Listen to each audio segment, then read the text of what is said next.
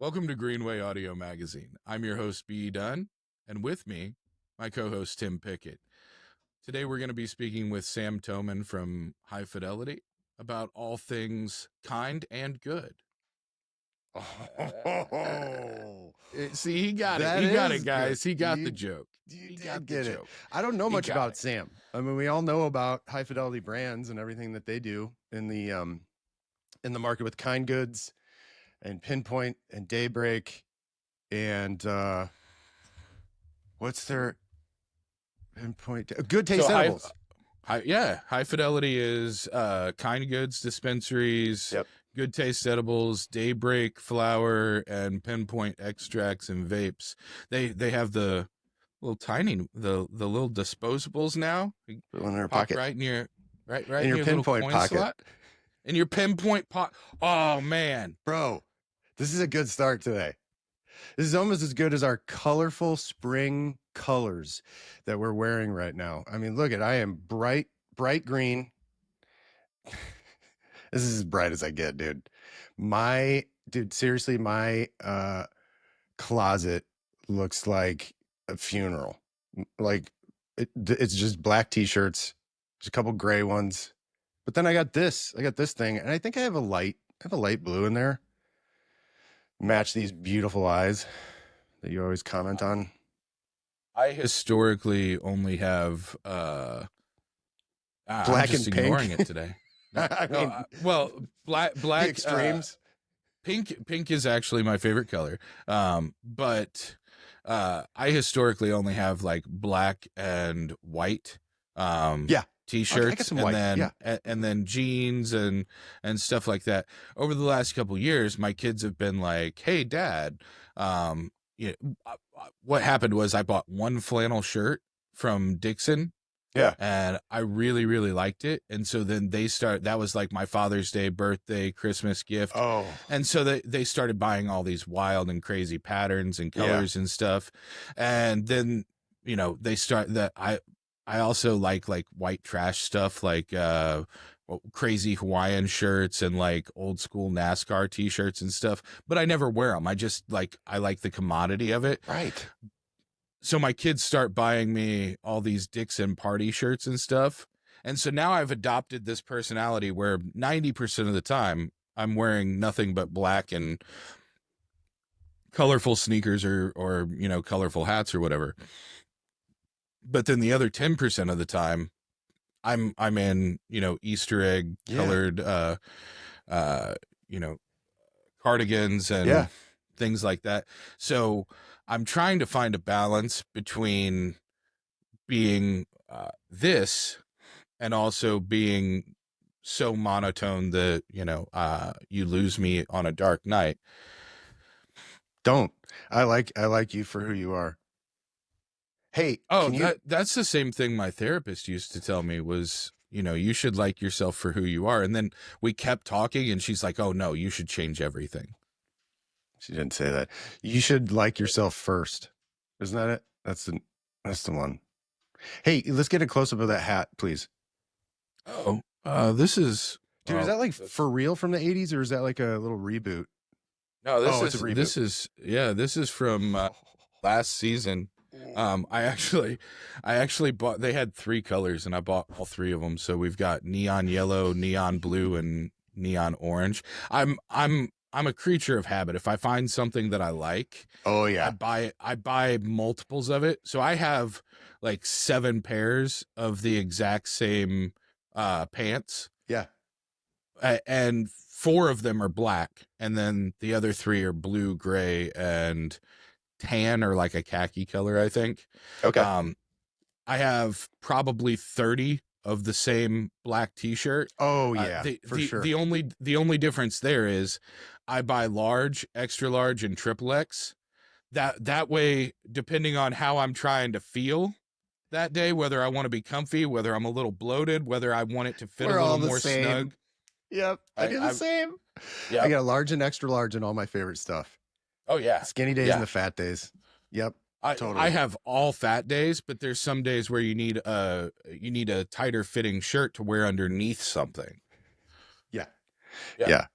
Well, hey, up next we have Sam Toman of High Fidelity, and Such a great segue. we're gonna get into everything he's got going on right now. So, but before that, Brandon, Have you tried the new Pinpoint disposables yet?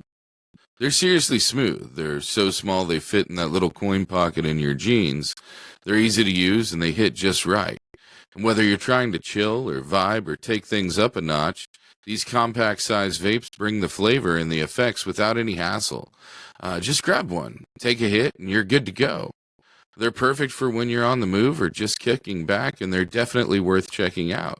And if you want to check out more about Pinpoint vapes, check out pinpoint-extracts.com. welcome back to Greenway Audio Magazine. We are here with Sam Toman, the president of High Fidelity Brands.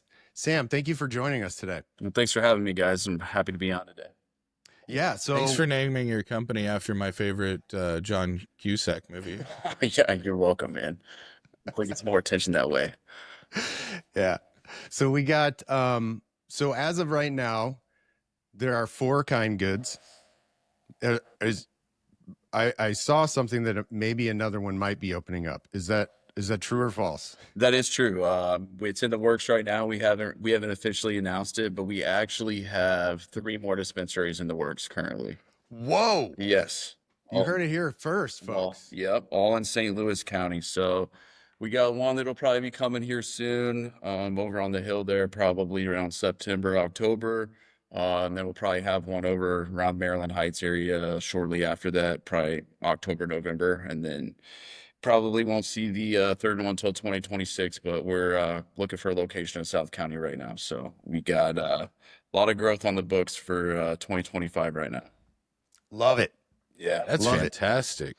And love to see growth on the retail side. Oh, yeah. For sure. And then obviously, Good Taste Edibles, big fan over here.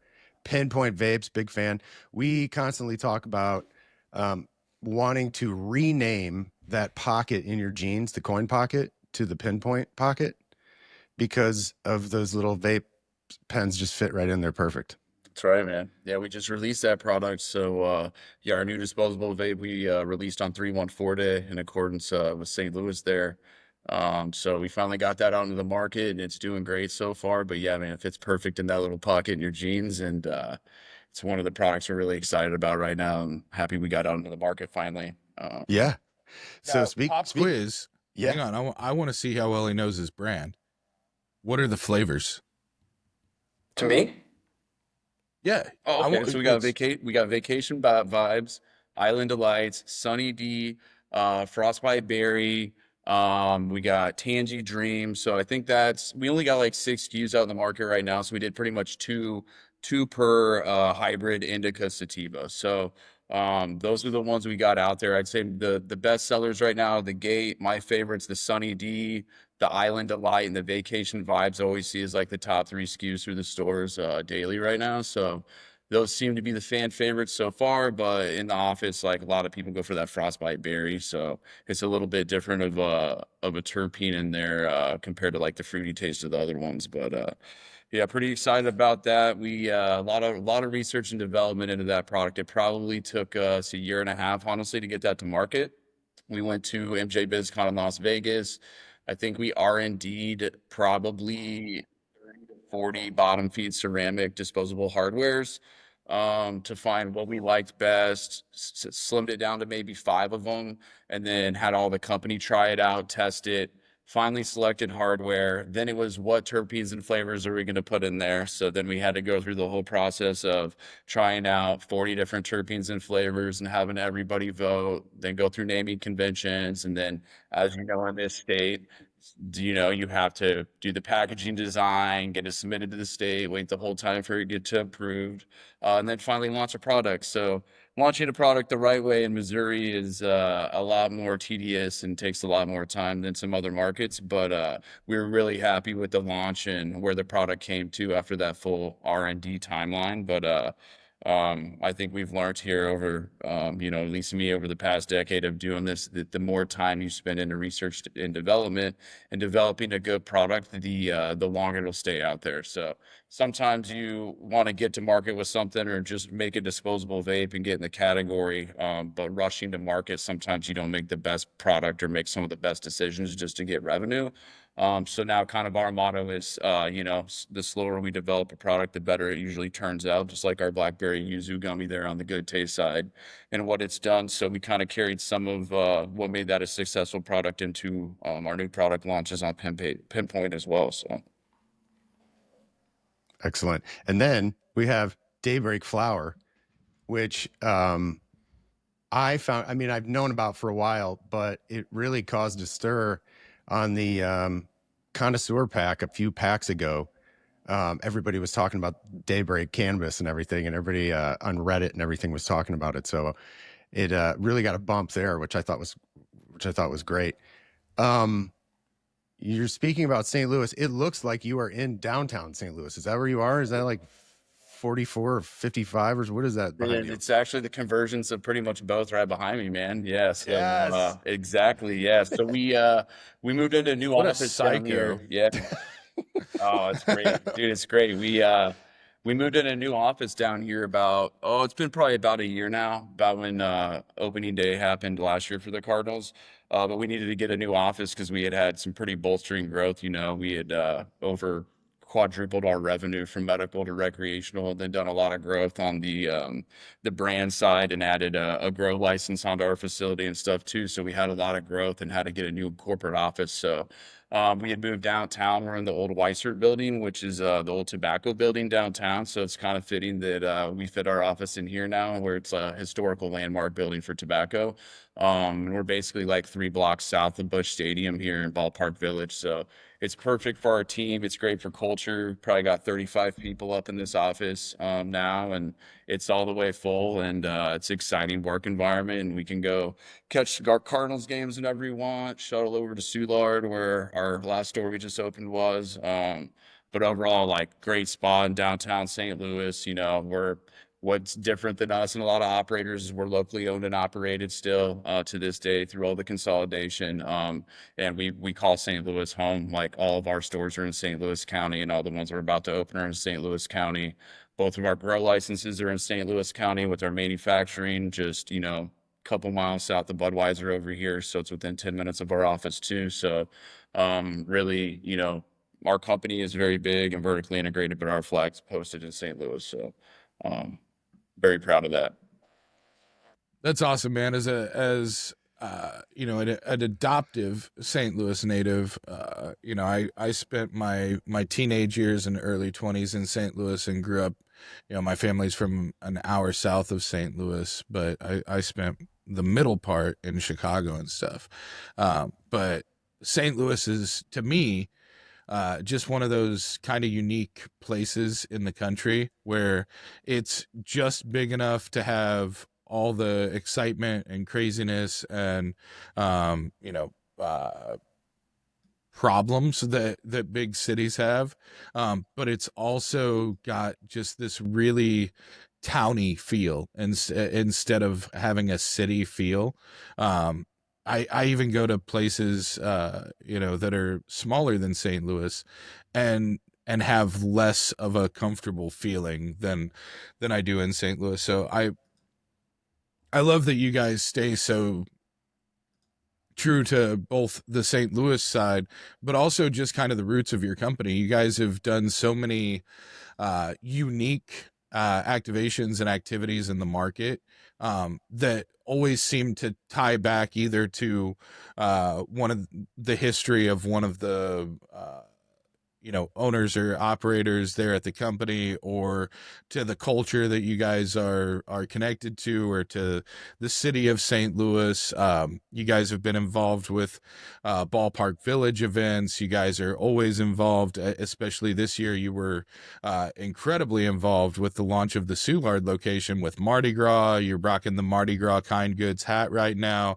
You guys have been involved with Lohmeyer before. you guys did an amazing 420 party at the Skate B&B last year, which is one of the most unique places in the country, in my opinion, and by far the best. The way I described it to a few people was the 420 party for High Fidelity last year was essentially every 90s and 2000s like party movie, American Pie, Van Wilder, all of those. They always have the one scene, Can't Hardly Wait, where somebody's at this giant house and there's way too many people, and they're sitting on the roof upstairs. Somebody's skateboarding through the kitchen. There's drugs and craziness and music and you guys brought that to life for millennials in their 30s and 40s. Like, it was amazing. It was the coolest thing I've ever experienced in my life. And when I say drugs, it was weed. The fantastic nonstop rolling station on a back porch. Dab bars, infused ice cream, infused pizza from Nikki Slices, had the hot honey on it. I could go on and on about that 420 party, and I probably would if Tim would let me, but he's not going to. So I'm gonna go ahead and say I love that you guys integrate the culture of both St. Louis and cannabis, because to me, cannabis culture is as much punk rock and as much hip hop and as much country as it is skateboarding and sneaker collecting and reggae. And, I don't think it's just stoner culture that we were told for decades that it was. I think it's truly American culture. I think cannabis is American culture because it's, especially now, that millennial age group is the group that kind of everybody agreed weed was fun. Gen X, you had to be an outsider and stuff like that a little bit. But once you got to, people in their 40s to late 20s, everybody was just like, oh, this is more fun than drinking alcohol. We get the sensation, we get the fun, and we have none of the terrible parts the next day. This is what we should be doing forever. And look at us now, That's right. Yep. Sam, we talk about, obviously this podcast is really built around the Missouri industry. So we talk about it all the time, but how would you describe the current state of the Missouri cannabis industry? I'd say it's pretty interesting right now. I mean, coming from, I guess, an early market like Colorado and coming into Missouri and kind of like working in some other markets as well too. It's kind of more of a new market, where you see some of this limited licensing like we've seen out of the gate, which I think is really good for operators and prevents like overproduction, and then where it becomes people are just liquidating their product to pay bills and stuff, and it's not a good environment or market. So like from that sense, I think Missouri has kind of done it right in how they've set it up, with a little bit of a limited licensing structure based on what the consumption of the market probably was anticipated to be. So from that sense, like Missouri, I feel like got to learn from a lot of other markets of mistakes, what's been done, before it rolled its program out. So it's a lot different than a lot of other markets. I would also say it's very regulated compared to a lot of other markets, which is it requires a lot more from an operator, whether it be some of the, the guidance or packaging requirements we see here that slowly come out, or new interpretations of the Constitution. Like we always got to be ready to pivot and comply with regulation here, where some other markets are lacking, right? So for a certain sense, like regulation is good, and it's good for the consumer, right? So I'd say this market and its regulators have done a good job in trying to do that, and make sure the consumer gets a good quality tested product. But to a certain extent, it has been pretty burdensome on the operator, right? And it adds a lot of cost to the product, which ultimately carries over to the consumer, right? So as much as you try to protect them, like when you have serious high regulation and microbial testing that's, you know, more constrictive than the food you eat off the shelf, or tobacco for that instance doesn't have any of these requirements when you smoke it right, your regulation is then higher than that of several other industries, and the cost to stay in compliance is pretty significant, and then that is passed on to the consumer, along with the taxes, right? So I'd say in this market, it's interesting to see because you have limited licensing, so like pricing's kind of staying steady in a good range. I wouldn't say it's like super high where it's bad for the consumer, but it's probably not like really cheap where it's bad for the operator either. So I think this market's kind of started to find a happy medium. But what has also happened is that most operators out there, big MSOs, publicly traded companies, really anyone's kind of realized, hey, like Missouri's a really good market to operate in, right?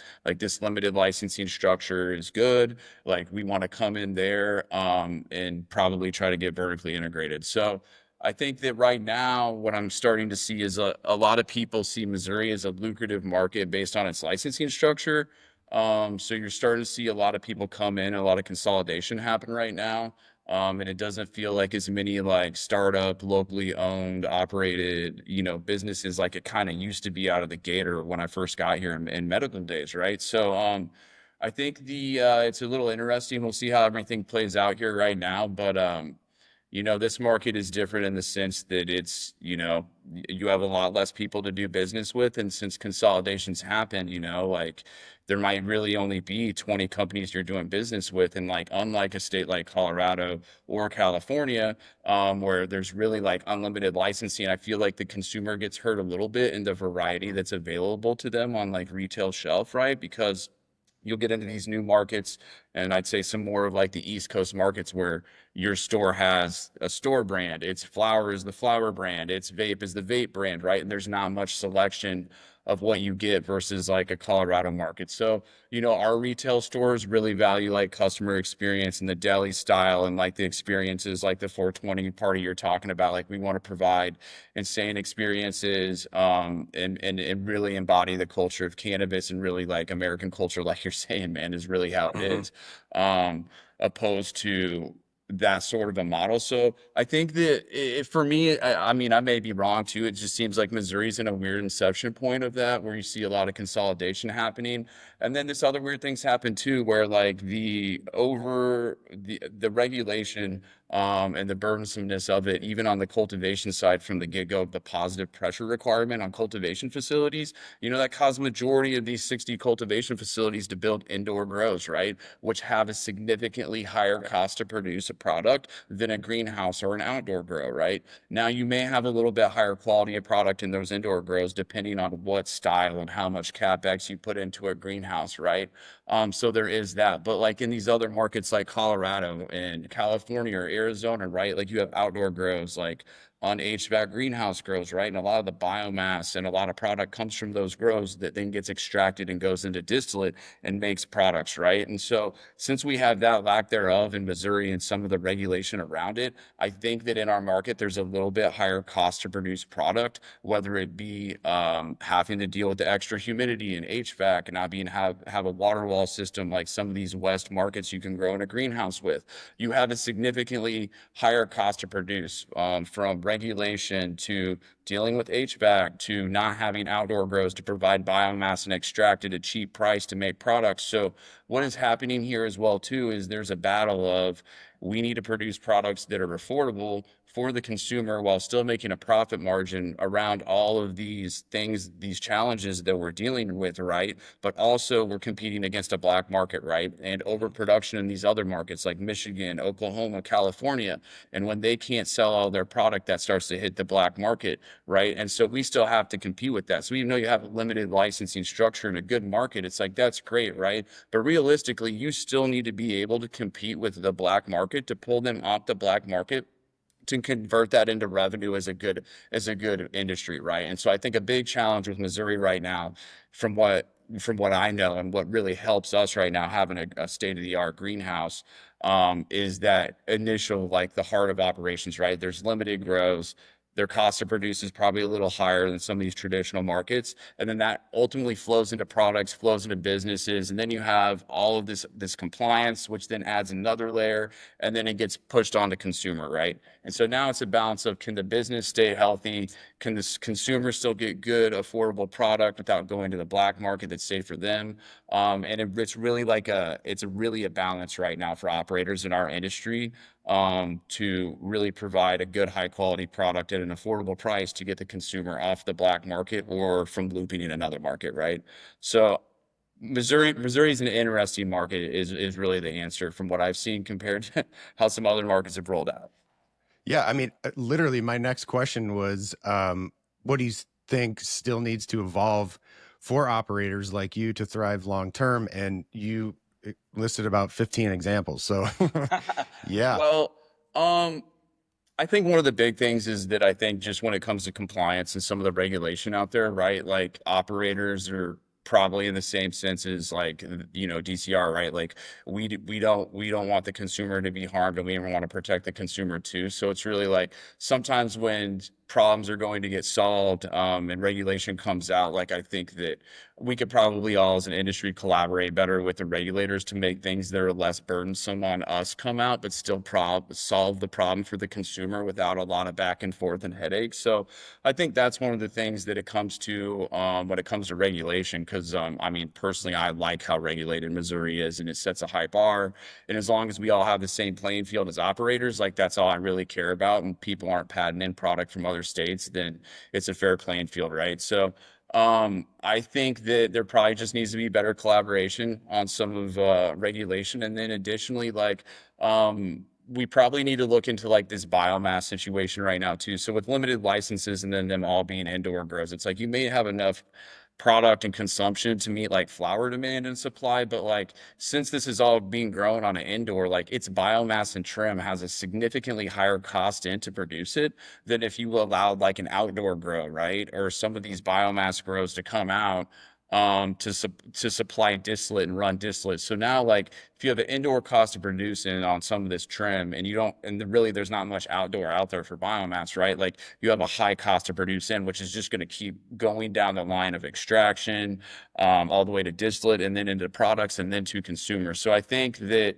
there really needs to be kind of an analysis done on like, hey, how can we figure out some of production, at least on the biomass and trim side, on like more of a cheaper, lower regulated cost to produce, so that we can have products, um, at affordable prices, right? To get people off the black market, right? Because like if you can find some black market product in Oklahoma for $50 a pound to extract, and then I'm competing with a guy in the black market that has a product that's not regulated, not tested, and could be bad for consumption for a consumer, but it's like 4 times less the cost, right? Like they're gonna buy that and be loyal to their dollar as long as they're getting the result that they want, opposed to coming into my store, right? So I think that we probably need to take as an industry like a hard look at that. And really that's one of the main challenges I think right now for especially standalone MIPS, right? Like if you're not a vertically integrated operator and you don't grow your own biomass like me in a greenhouse, like you may not be able to find biomass, right? You may not be able to find trim to extract. And then most of what you are going to find is growing indoors, and they're going to have to sell it to you with a profit margin on there. And then it trickles into your product and it's hard to be competitive, right? So I think that's a big part of what, as great as the limited licensing is and this market structure is, like that's a challenge because where you're at with regulation on the growth side really is, I think it's hindering like the ability to offer more products at like a lower cost to produce. So it's one of the issues we have. Like I use all the biomass out of my grow, and then I need more for us to meet demand on some of these products. And I'm buying distillate from people. It's pretty high priced right now because it's limited out there, and a lot of it probably was extracted off indoor and grown product, right? And you go into California, Colorado, Arizona, almost all biomass, almost all distillate is grown on these massive outdoor crops, and so like in the future of things, it will be hard for Missouri to compete with other markets if legalization happens federally, via the sense of some of the regulation and some of the cost to produce issues. So we'll just see how everything rolls out. But Missouri is in a weird spot as far as its industry goes. But um, really can't complain. You know, come from Colorado, and what that market had become with its regulation and oversaturation. So, for how this market is kicked off, I think it's pretty successful and pretty good so far. And, you know, if we can collaborate with regulators and as an industry to fix some of the issues and make it even better, I mean, you know, Missouri's probably got one of the best cannabis markets out there right now. So, there's not really much to complain about other than these little things we deal with operationally, which everybody deals with. So it's an even playing field at the end of the day. So To two of the things that you just mentioned, I think that uh, the biomass issue obviously affects manufacturers more than retailers or cultivators, obviously, and especially Missouri's independent manufacturers, which that's where we have the bulk of our individual licenses and stuff. You know, our uh, consolidation really comes at the cultivation and the retail levels, and then in the middle, in manufacturing, we have dozens of independent licenses and one license operators and things like that.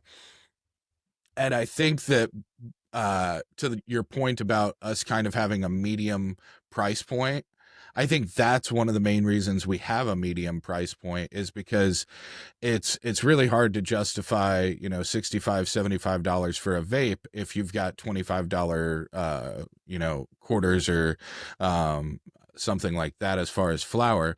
And so we kind of have to maintain that middle ground, just because of the biomass issue.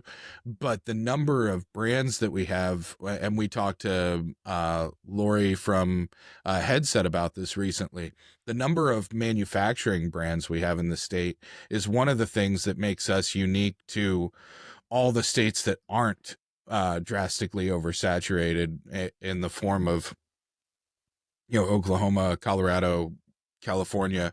Because whenever you look at Illinois, you look at Massachusetts, you look at Florida, you look at some of the other successful states, even Michigan to some extent, but Michigan's got a lot of brands as well.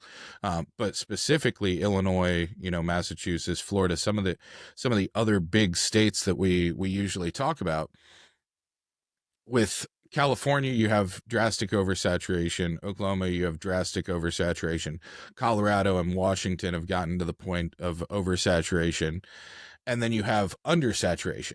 Florida, you have to be a vertical. Everything, exactly what you said. You walk in, it's all house brands. It all has to come from the same company. Illinois, that's not a requirement, but if you go to different dispensaries, you wind up with drastically different product offerings because there's not a lot of reciprocity and cooperation. You really have 7 or 8 big companies that kind of stock their own stuff, and then everybody else kind of falls by the wayside. Missouri is a pretty unique market in that we have companies like Kind Goods, we have companies like Belief Medical, we have companies like Nuthera, we have companies like Proper and Elevate, and then we also have Good Day Farm and Greenlight that are really, dominating that retail portion. But then we have a lot of, those around 10 licenses with Elevate, Proper. You guys are getting to that point. Belief is now to that point with Suede. And then we still have another level below that with independent operators on retail. And then we have a ton of independent operators in the middle of manufacturing. And then there's another layer that if we ever get the micro businesses actually up and going, we're going to have a ton of opportunity for true mom and pop local businesses that you just don't see anywhere else. You see it in Oklahoma, but you see it in Oklahoma in a much different way than what it's going to be here.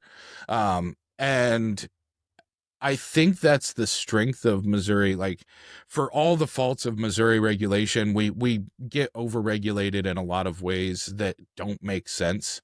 A lot of our regulations are great, but we also get overregulated in ways that don't make sense. It's incredibly costly, and unduly burdensome to have manufacturers and cultivators submit every single possible combination of product and packaging for approval ahead of time. That there's really no reason for that. I understand DCR has given their reasons for it, but it's not necessary. At the end of the day, we were doing fine with medical if we would have just enforced the rules that we had. You know, if you don't like something, it's a lot easier to just go back and say, hey, run the end of this packaging, and then let's either switch that product or take it off the market, than it is to sit there and create bottleneck after bottleneck and problem after problem. You know, we've seen it with their take on patient access, being able to purchase as adult use consumers. We've seen it with restrictions on packaging and advertising. They create bottlenecks, and they create hypothetical problems that don't exist, that have real ramifications on operators, consumers, and patients. And that's my only beef with DCR. I think it's been well administrated historically, and I think the framework is really well done. But I think 9 times out of 10, the things that they've focused on as problematic issues are problems that don't actually exist.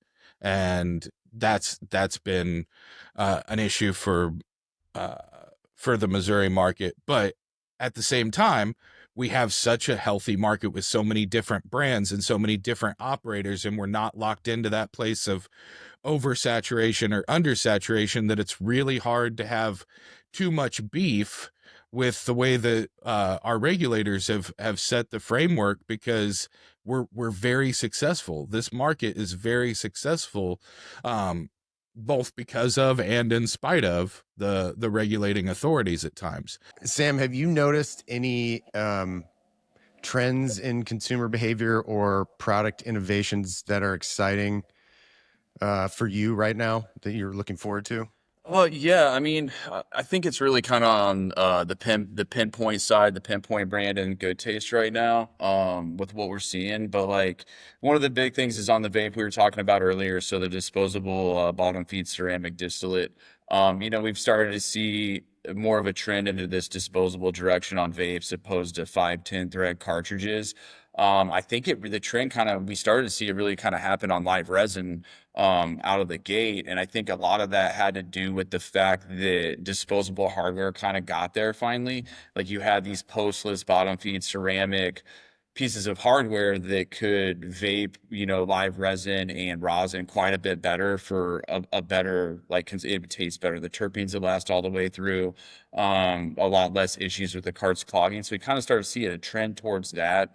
And then I think, really with like the tobacco A lot industry. less user error too. Sorry. Oh yeah, user error as well, man. I mean, development error, like you put it on the wrong battery, right? With 510 thread cards, you can get a spin battery with multiple temperatures, right? And like certain 510 threads and certain consistencies need to be at different temperatures. So like without consumer education, or even if the consumer wants to be educated, they're just gonna screw it on there and be like, hey, I wanna get high, right? And so there's not much more going through their head than that. So at least when you come out with, the disposable vapes, to your point, Brandon, it's like some of these are programmed specifically to the temperature of exactly the product you're putting in it too, right? So it's a better experience for the consumer on some of these products. So I think that's one of the things we're noticing too. I feel like it also came from the tobacco industry seems like all these disposable vapes have come out too here recently, and you're starting to see them. And the cannabis consumer is also kind of like, hey, if I get a vape that's a cannabis vape that looks similar to these tobacco vapes, like it's kind of more inconspicuous and it's more similar to what I'm getting. So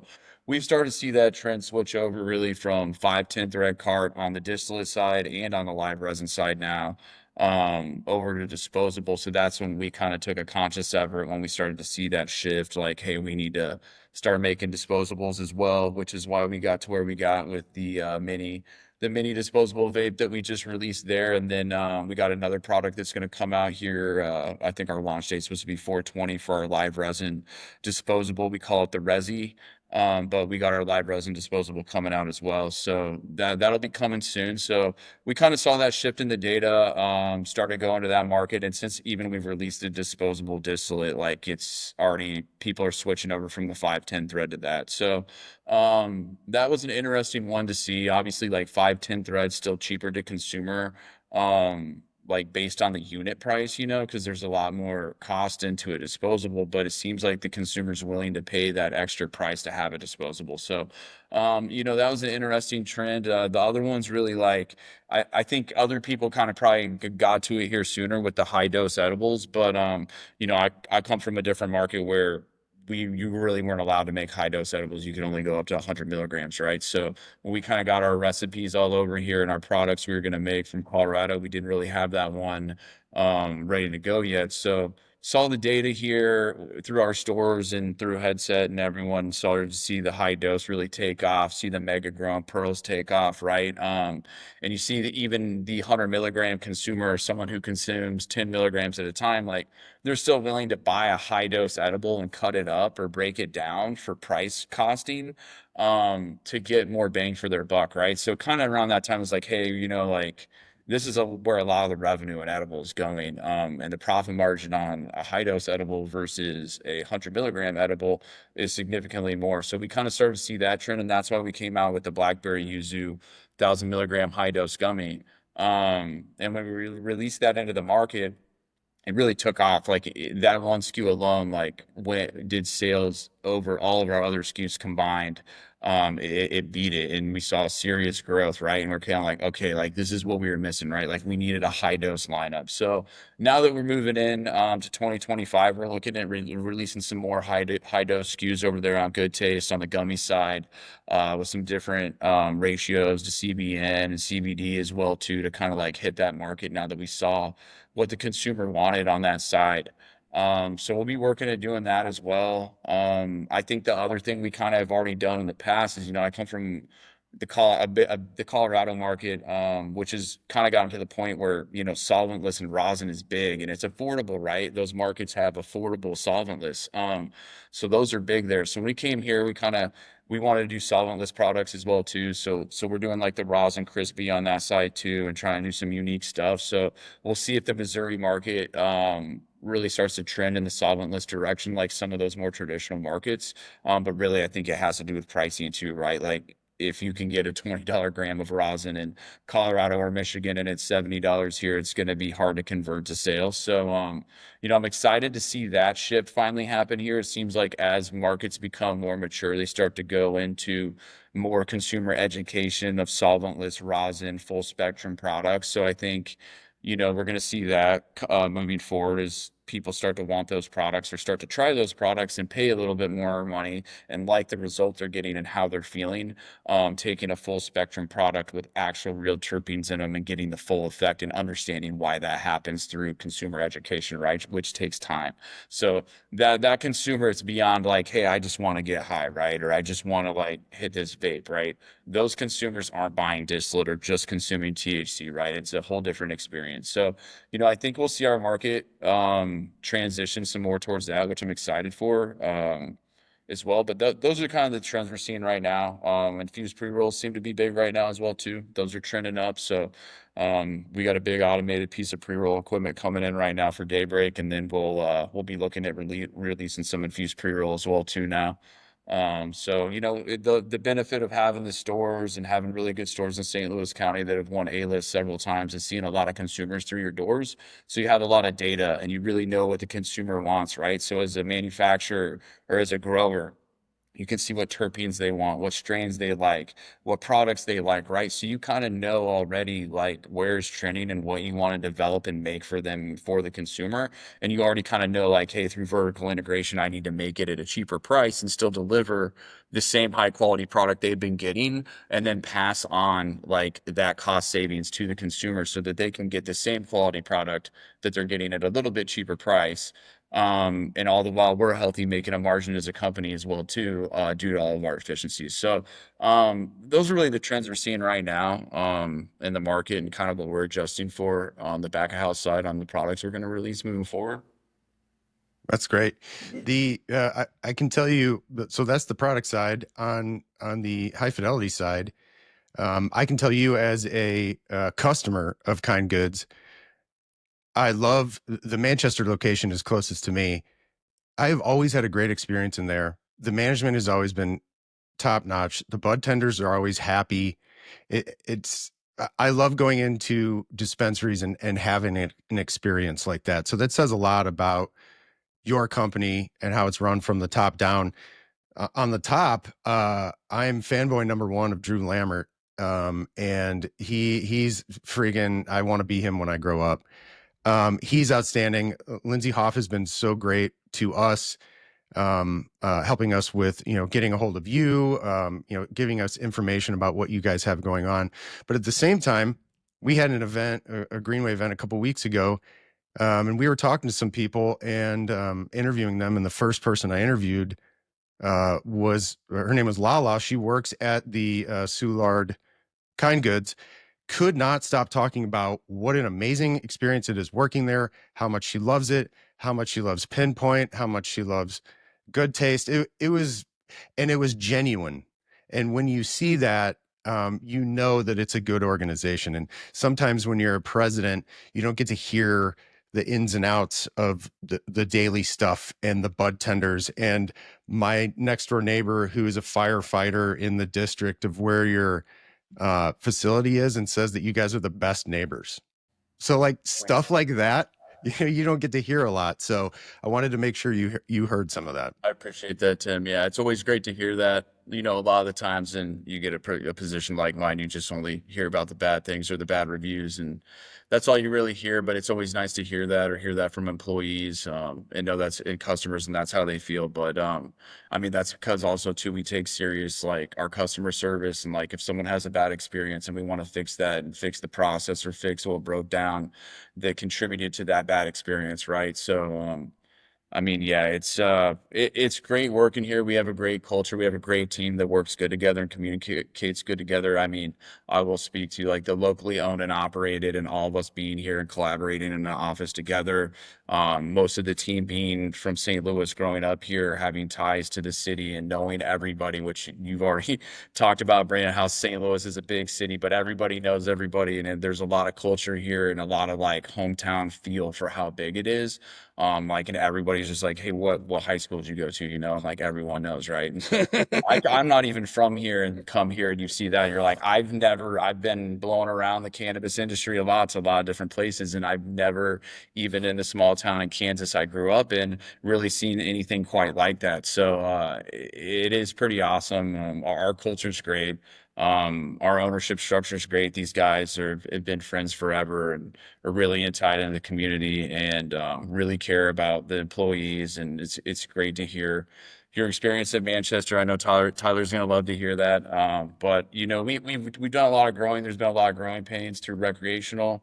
We try to put a lot of focus on our team, on our core values inside our company, like what our mission is, and everybody in the company, from like whether you're working at the grow and you're a grower to like you're serving as a bud tender, or you're even up here at corporate, like everybody can identify with the core values and the mission of the company and feel good about like where we're going, right? So I think that's the key thing, is like you really got to put something together that everybody can buy into and want to be a part of, that's beyond a paycheck and beyond just a job, right? And then when you have something like that, you kind of have lightning in a bottle, right? It's really like business is a team sport at that point. And that's really what we try to foster here. So um, it's been good. We've started to feel it a lot now. We're getting close to 225 employees, and by the time these stores come on, I'm sure we'll be getting close to 300 to 400 shortly. So it's important to build a good culture and foundation before you start growing that quick, or things can get messy fast, and everybody's not on the same page. So um, ultimately glad to hear that from you guys, and started to hear that from a lot of our teams. So it really does make me happy. So. It's hard not to have a company rooted in the community whenever your marketing director is an older woman. Right. Well, I will say, Lindsay is great. Lindsay always sets me up for success. Everything we do is a high level of execution. So always kudos to her, even setting up for this. So got a great She's team. been great. Yep. Yeah, when you talk about high level execution, did you learn that being a collegiate wrestler, Sam? I would say I learned it through a lot of, I think most people in my position probably will say that they learn a lot of most of what they learn from making mistakes. So, I am a collegiate wrestler. I went to Fort Hays State in Western Kansas, won state in wrestling in high school, football and track. So it's like a big sports athlete. Never really touched cannabis till I got to college, honestly. And at that point in time, I was a collegiate athlete on a scholarship. Wasn't really having fun being a student athlete anymore. I was pretty miserable. And then that's really where I found my journey with cannabis is started consuming. It made it kind of more of an enjoyable experience again, like cutting weight and the 2 days of practice and stuff weren't really wearing as much. And that was when I was like, hey, like, man, cannabis shouldn't be like a narcotic and like this. Like it has a lot of benefit that could help people. And that's when I started to buy into it. I started to kind of grow in Hays, Kansas there, and I ended up getting in trouble too. So that's kind of how my cannabis story happened is I ended up getting arrested for growing cannabis in college in Kansas and lost my wrestling scholarship and had to navigate through all that and pretty much getting my scholarship back and finishing out my career there at Fort Hays. So it was a long 5 years of dealing with all that, but ultimately that's kind of where my passion started and where I wanted to be a part of that. And even when I got out of jail, it was like, hey, I still want to do this. Like I believe in this and I have a passion in this. And I told my parents like right away, I was like, when I'm done, I'm going to Colorado and I'm going to figure this out. And that's pretty much exactly what happened. I got done with college. Me and my wife went to Nebraska for a while and I worked as a foreman in the oil field. And then I was kind of like, hey man, like even though this pays good, like this isn't happiness, right? Like I love Colorado, I love the mountains, I love hiking, and I love not being worried about like going to jail for something I'm passionate about and that helps me, right? So I was like, let's just go out there and be happy, like we'll figure it out. So we pretty much picked up with a newborn daughter, went out there, got an apartment. At the time, I ended up taking kind of a job. I didn't know if it was the best for my family. I was just like, hey, I want to try out this cannabis thing. I couldn't get a badge at the time because I had the arrest record in Kansas.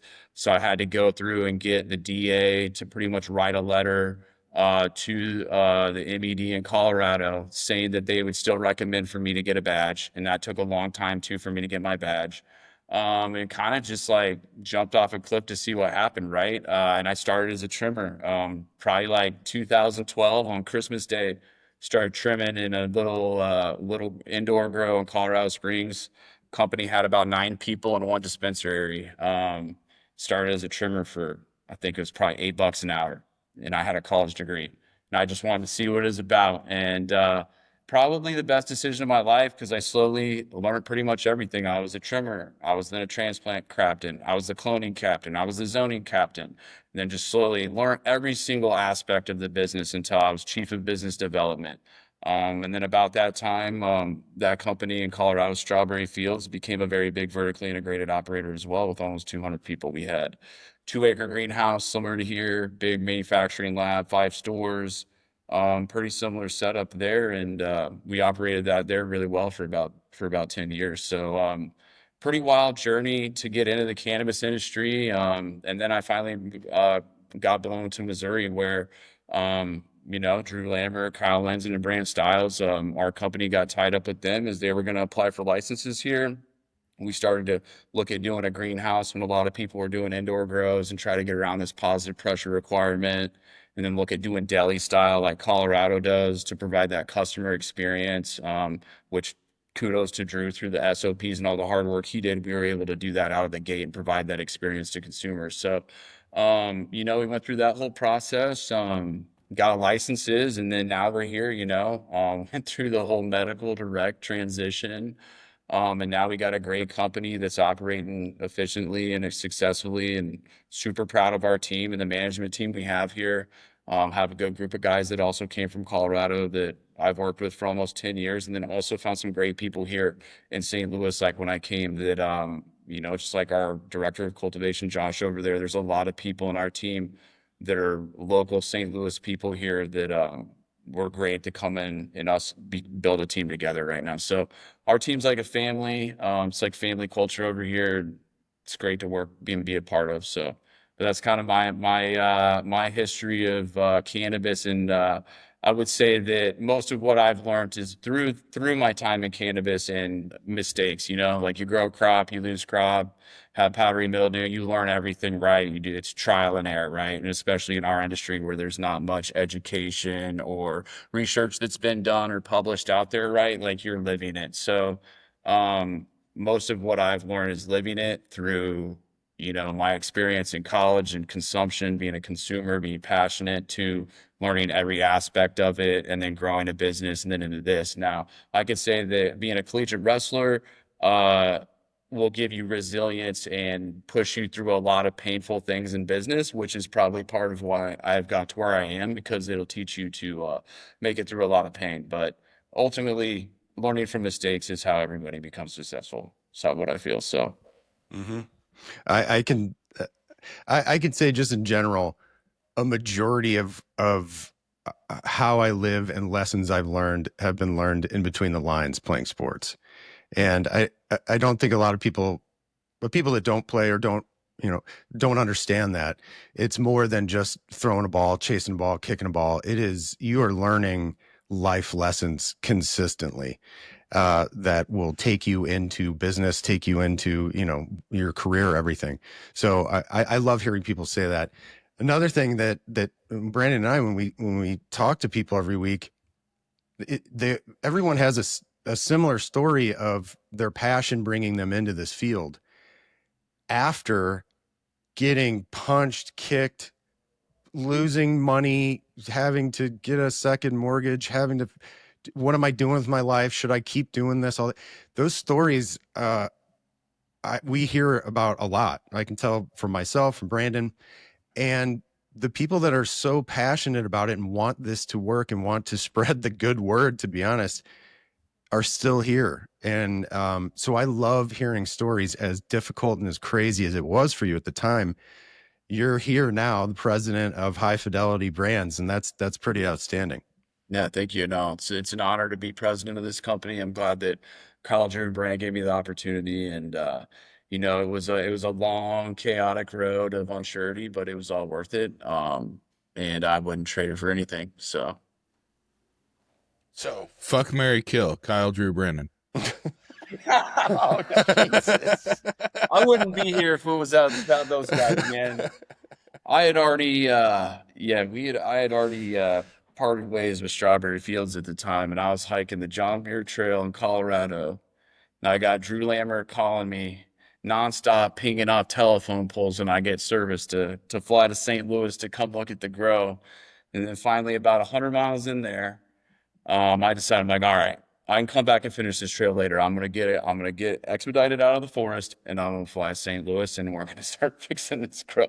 Did you say 100 miles? Yeah, so like I think that the John Muir is like a full 220 miles. So my old CFO in Colorado at the time, we were gonna hike it together over like a 14-day period, because we had hiked several mountains and stuff together. So we were planning on doing 25 to 30 miles a day, trying to knock this thing out in close to 10 days, weather permitting. And so that was about the time I had parted with Strawberry Fields, and I qualified for a social equity license with a guy in Colorado, and we were thinking about opening a dispensary and staying there at the time. And I was like, well, I'm going to hike the whole John Muir Trail, and I'll think about it, right? And so about halfway through, I was like, you know, I'm going to fly to St. Louis and see what's up there. And then pretty much lived out of a hotel here and there for like 3 straight months with a backpack with 2 pairs of clothes, and then finally started talking to the wife about moving. Lived in a studio apartment just a couple blocks from here downtown, mansion house for like $400 a month for like 3 months, until I finally sold the house, moved the fam. So it's pretty wild start up here, but it was fun. It was fun, and it's a great experience, to be honest, and really get. I had almost the exact same experience a week or so ago. I took my kids on a 3-mile bike ride, and like halfway through, they're like, "Can we stop at McDonald's?" And I'm like, "No, we got to power through." So I mean, we're the same. That's what I'm saying. We're the same. It's like, yeah, exactly the right, same, dude. It is. Yeah. They're like, we need to be, you know, we need to be extricated from this bike ride so we can get chicken nuggets. And I'm like, hang tight. We got to power through. Sam, before we leave, we love asking, what's in your rotation right now?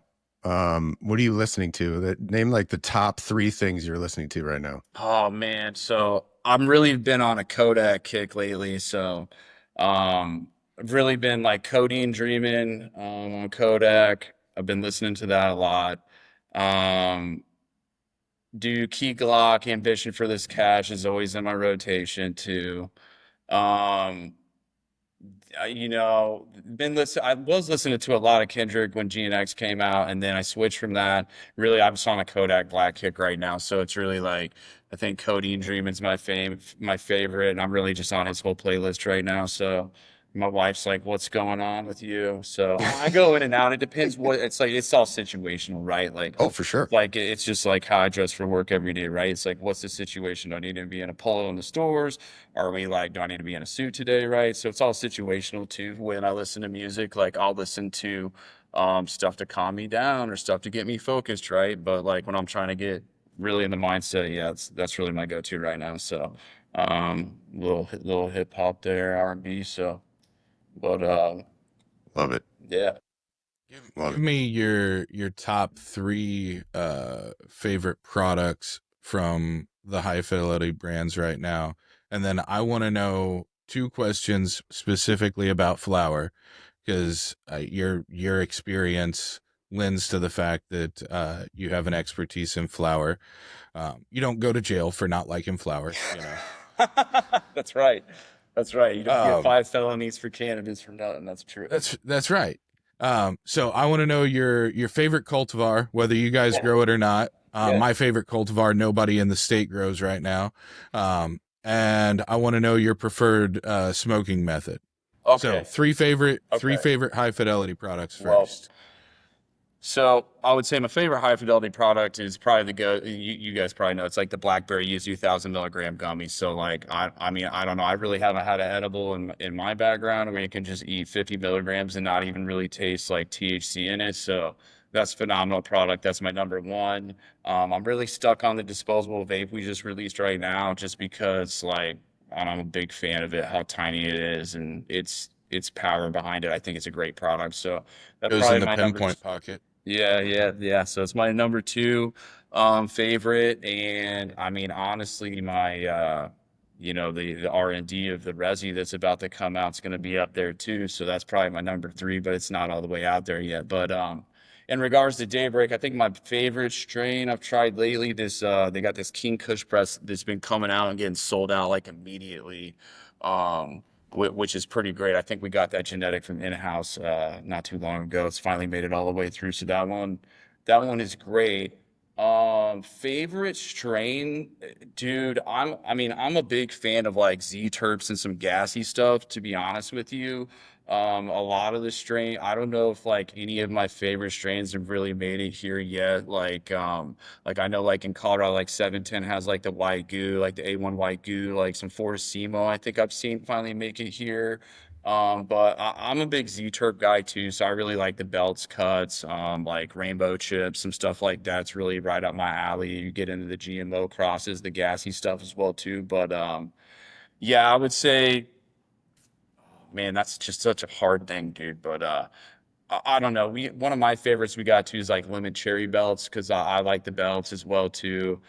South Beach we've had for a little while, which is great. There's a lot more gassy terps to that as well too. So You guys' lemon cherry belts was phenomenal. yeah, that one was great, dude. So that's probably my favorite my favorite Daybreak cultivar. I'll give you I think some of the stuff we got coming is gonna be like next up, like the best stuff, like the ever elusive like Blue Lobster cut that people talk about, that came out of the facade, pheno from Compound and Chris when he was over there. I know Chris went to Cypher, or he has Cypher now, so we run some Cypher genetics as well. But I know that there was a pheno that came out of the facade pheno pack that hit, like I think it was Maine, that came out. It was insane. It was called, people renamed it Blue Lobster, but we got pretty much the same pheno in the works right now that I'm trying to get out to come through market, and a lot of stuff crossed with the same stuff. So I'm really excited for that to make it to market right now. That'll probably be a lot of our top strains, at least in-house on our side. So Is that gonna be is that cultivar gonna be production capable? Because I've seen that plant a couple times. It looks good, but I mean it doesn't look as hardy as some of the diesel strains and stuff that I've seen yeah, I before. mean, we'll see what pheno we get. Okay. It really depends. What I got going is a back cross of it right now to try to get some of the better characteristics out of it that we want. So, we'll see how it comes. But I mean, we're excited about that one. We were trying to get it for quite a while, but I love that, man. I'm super excited to yeah, hear we'll that. see, man. We run a lot of compound through the house, and we're getting ready to do our own in-house breeding right now. So that's exciting. We just finished a tissue culture project, so we're doing tissue culture in-house, and then we'll get our own breeding going to where Daybreak at some point will only have strains that Daybreak creates, right? And that'll be its lineup. So it's exciting. I Takes time. I love fruity stuff. So anytime obviously, as you can tell, I don't Well, dress you like a did. I've been strawberry for no bothering me, reason. dude. So I should have commented on it earlier, but I was like, dude, your setup is fucking dope right now. So Thanks, man. It is. My all-time favorite cultivar, I think the highest I've ever seen it test is like 16%, but it's strawberry banana grape. It's just a good fruity, I roll it in cellulose, like smoke that, delicious. yeah, But nobody grows that because everybody's see chasing shoppers. 35%.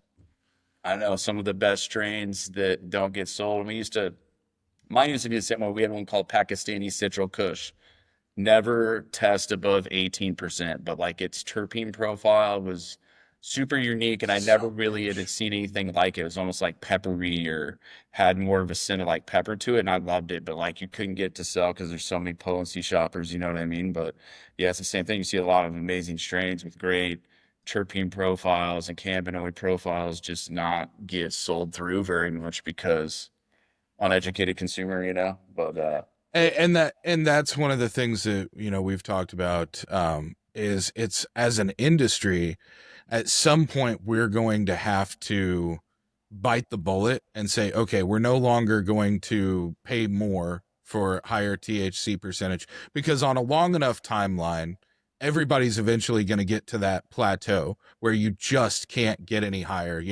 We're getting close realistically. I think somewhere in 40-50% THC range, you're probably not going to be able to get 60-70% ever of THC percentage. And so on a long enough timeline, everybody's going to be even. And what that means is that the last person to get there is now the person with the newest thing, but everybody else that's already been at that plateau and they've been selling for years on, we've got the highest THC percentage, then they all of a sudden have to re-educate customers. They have to convince customers that what they've been buying for 10 to 15 years is not the right metric for judging quality. And so as an industry, it's hard to educate a customer whenever the price point says that THC is the most important thing, because you're paying more as a dispensary for something with a higher THC percentage than you are for something that maybe has more terpenes or maybe has a better overall profile of cannabinoids or something like that. So whenever a customer walks in and they say, what's the best thing you have, bud tenders, not just because of THC percentage, but also that appearance of the Jordan logo, the Nike logo, the Prada bag, the Louis Vuitton, because it's the most expensive thing on the shelf. It's literally top shelf because of the price point. They say, well, this is, our highest testing thing and it's our most expensive thing. I would assume this is our best. If they then turn around and say, this is half the price and it's, half the THC percentage, but it tastes amazing and it's really great in my opinion, consumers tend to go, I'll pay the extra to get the thing, because there's not enough education about it. And so we have to consciously, as an entire industry, stop placing the value on the THC percentage at some point. And that's hard because cultivators make more money, retailers make more money, but in order for us to truly educate customers, we have to rethink the entire process of how we're buying wholesale. Because at the end of the day, it's really hard to tell somebody that, this is cheaper, it's lower percentage. But Tim and I have had the discussion. I'm pretty sure I've said it on the podcast before, because I'm a big fan of my own idioms. Nobody walks into a liquor store or to a bar and says, "Give me your very finest Everclear." And that's really what we're doing time and time again at dispensaries. Yep. is telling customers that they should be buying Everclear instead of Johnny Walker or instead of Pappy Van Winkle, because it has a higher potency percentage. That's really all it is. And at some point, the market has to be the one to change, so that customers have the opportunity to be able to look back at that and say, I'm not going to judge it purely based on this number anymore, especially if these two things are equal as far as the price and stuff. I apologize. I will now get off of my milk crate and stop my TED talk. But I'm such a big fan of low THC strains, of high terpene, high cannabinoid strains that really do something for you other than just get you stoned.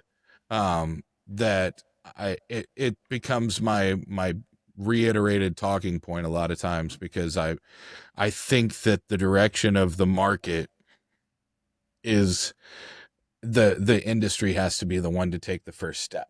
Oh, it definitely does, man. I mean, deli style really circles right back to that a lot too, right? Like, you come into a lot of some of these new markets and majority of operators are pre-pack, and it's like, that's the other thing too, is like your labor and fulfillment model is way more money when you need to sit there and turn a line, and you're letting people smell 7 different jars and then weighing it out and packaging it for them, right? Like, most operators aren't going to want to do that, right? But like, that's what we feel makes Kind Good special, especially in Missouri. Like, a lot of these other markets like California and Colorado, like, I don't know if you're going to Colorado and find a dispensary without deli style there, right? And then in that market, even your craftiest flower growers, Green Dot Labs, 710 Labs, like, they're not even pushing 22-23% anymore, and it doesn't matter. And they're still going to sell $40 eighths in a market like that, because the customer knows, and they've associated that brand with fire weed, and they've been in the market and bought so much product that they know potency doesn't matter, right? And they shop deli style, right? And the consumer, you look at the jar, they don't care about the potency, right? But if you walk into a store that doesn't have that experience, right, and you're just going to shop based on potency, especially if they're not even testing for terpenes or what the bud tender tells you to buy, or you're just going to assume what's priced the highest is the best, right?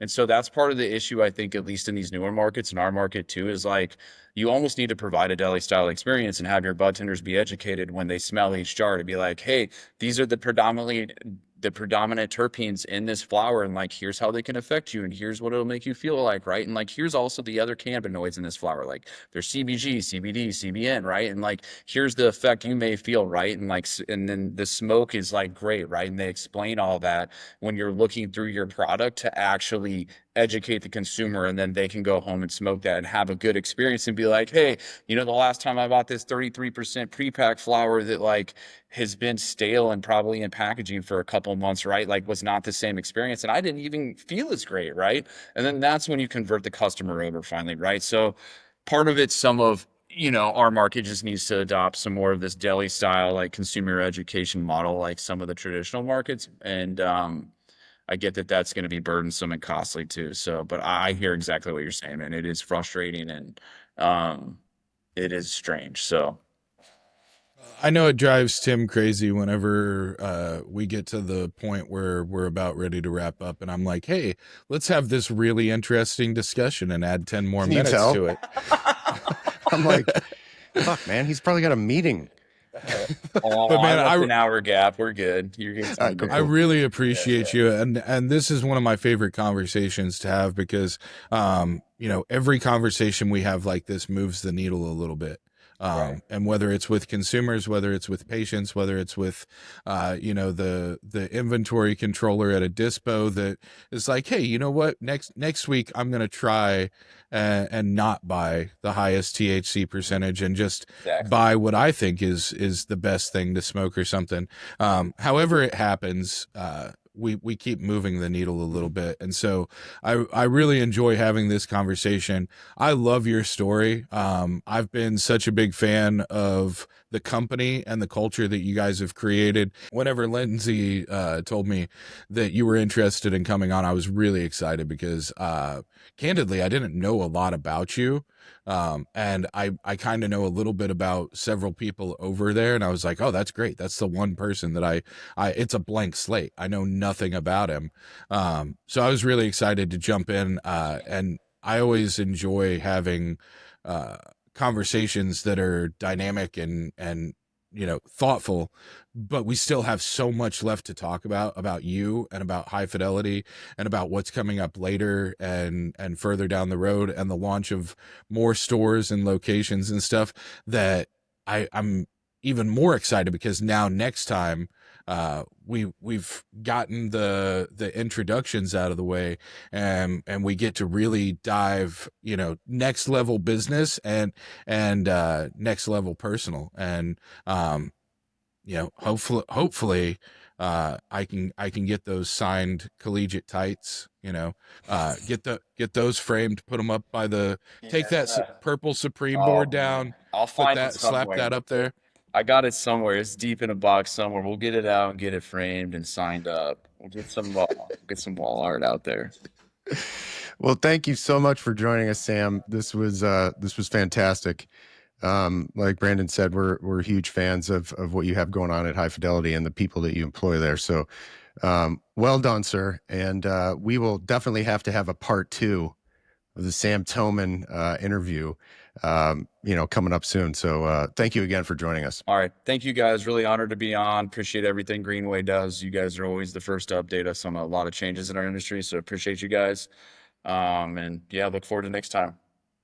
Thank you, brother. Thanks, man. Appreciate Thanks. you.